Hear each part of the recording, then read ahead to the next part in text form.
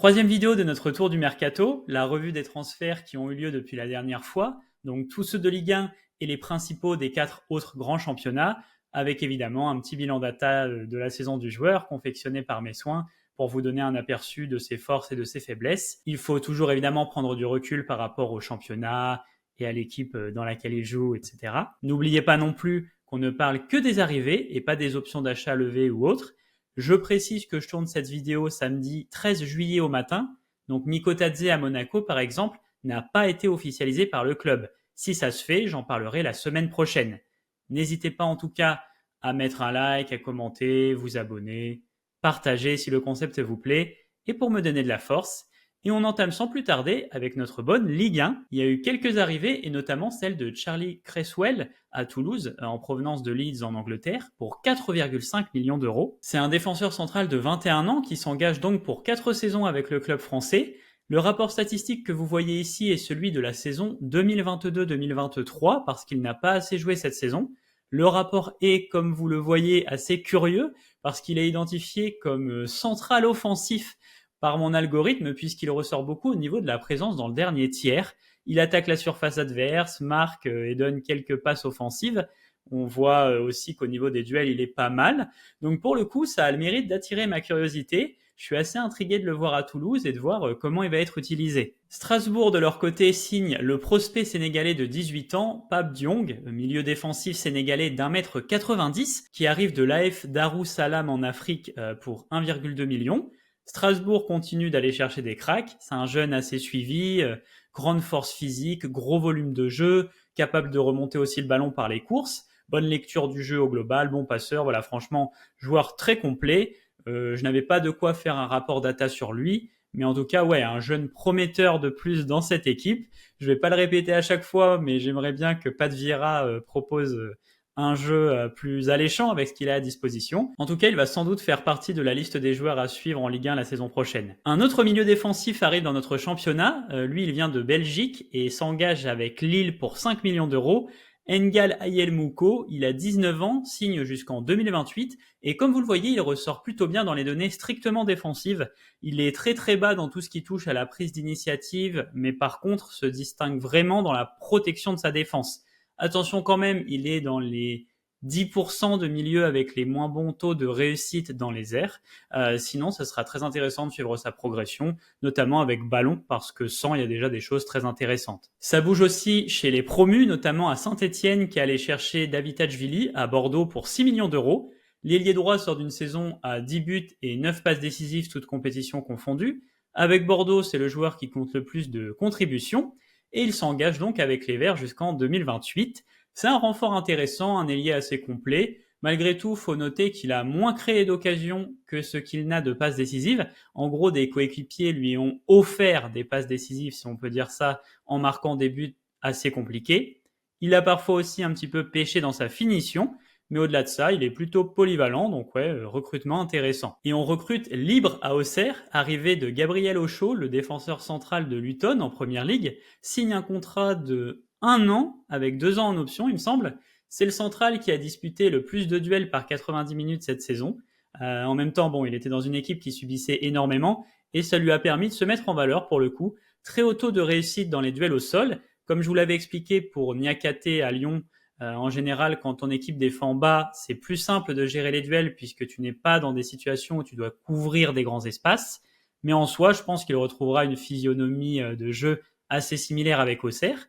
Joueur en tout cas qui se distingue défensivement comme on l'a dit, moins dans les aptitudes balle au pied, à suivre. Allez, on quitte la Ligue 1, on s'envole chez nos voisins anglais, plus particulièrement à Brighton avec l'arrivée de Wiffer, le milieu défensif du Feyenoord, très suivi, même par des gros clubs, mais qui sera donc dans l'entrejeu de Brighton la saison prochaine. C'est une bonne idée de sa part, en soi ça permet de progresser sans tout de suite aller trop haut. Le transfert aura coûté une trentaine de millions au club anglais et engage le joueur jusqu'en 2029.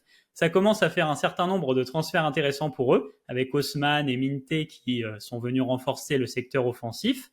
Ça risque d'être encore une des équipes à suivre la saison prochaine. À West Ham, on recrute Max Kilman, le défenseur central de Wolverhampton, défenseur de 27 ans qui mesure 1,94 m. Ils aiment bien les joueurs un petit peu physiques là-bas. Et on parle quand même de 47 millions d'euros pour un contrat très long jusqu'en 2031. Comme vous le voyez, il est assez polyvalent défensivement. Il ressort pas non plus incroyablement dans les datas, mais il reste dans la moyenne basse ou haute à peu près partout. Attention quand même aux erreurs nettes la saison prochaine. Allez, on quitte déjà l'Angleterre pour une fois. Dans les dernières vidéos, on avait presque que des clubs anglais. Mais là, ça bouge en Allemagne et notamment avec un joueur qui arrive justement de Première Ligue, un jeune très très prometteur, Michael Olise, qui rejoint le Bayern pour 55 millions d'euros jusqu'en 2029. Il a assez peu joué cette saison, donc les données sont à nuancer en conséquence.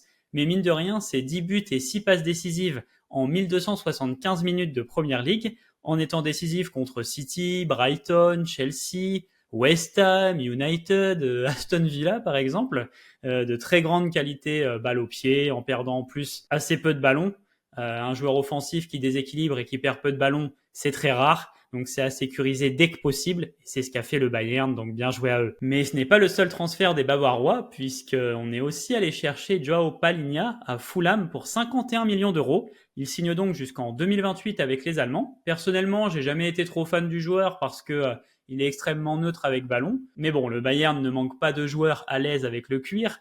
Et puis pour le coup, ça fait un moment qu'il cherche quelqu'un pour assurer le rôle de stopper au milieu, avec une bonne science défensive, là où Kimmich pêchait parfois dans ce registre.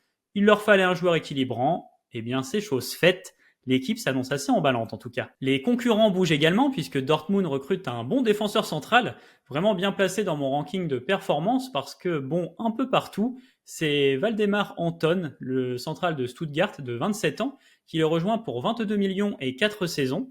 Attention au carton, mais sinon, comme je vous le disais, c'est vraiment un joueur qui ressort bien dans à peu près tous les domaines statistiques, donc qui a tout l'air d'un bon recrutement pour les Allemands. Un autre bon recrutement qui m'a un petit peu surpris, il faut le dire, c'est Wolfsburg qui signe Mohamed Amoura, l'avant-centre algérien de l'Union Saint-Gilloise, extrêmement suivi, qui sort d'une saison à 22 buts et 10 passes décisives, et qui peut évoluer dans l'axe et sur l'aile. Comme vous le voyez sur son rapport de performance, finisseur mobile, donc très à l'aise avec le ballon.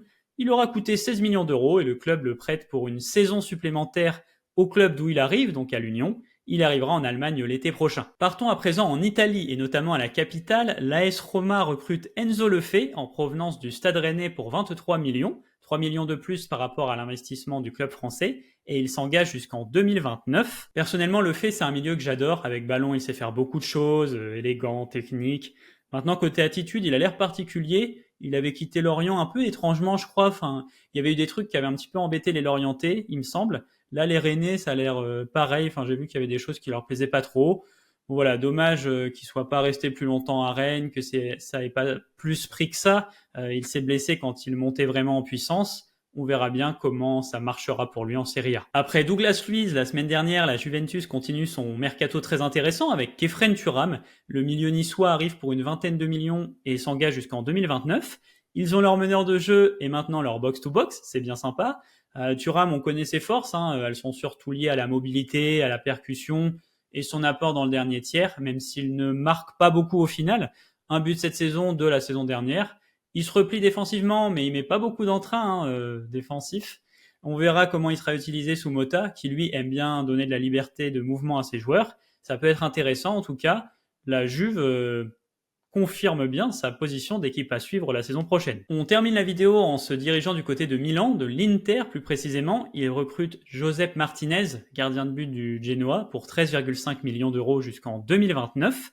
Martinez, c'est, je dirais, un bon gardien. Je le trouve pas exceptionnel, mais il a d'assez bons réflexes, même si cette saison sur sa ligne, il a plus encaissé que ce que les stats prévoyaient par rapport à la qualité des frappes reçues. Sinon, il est assez complet. Il sort assez peu, voire très peu de sa surface. Il va pas tenter des trucs de fou, mais voilà, comme second gardien, j'imagine, c'est plutôt une bonne recrue. Voilà pour cette vidéo. Comme je l'ai dit, au moment où je tourne, il y a pas mal de transferts qui se font actuellement, qui sont pas encore officiels. Mais voilà, il y a rien de dramatique, on en parlera dimanche prochain. Je vous mets quand même un petit screen des transferts de la semaine hors Ligue 1. Et en attendant la prochaine vidéo, n'hésitez pas à donner de la force. Moi, je vous dis à bientôt l'équipe.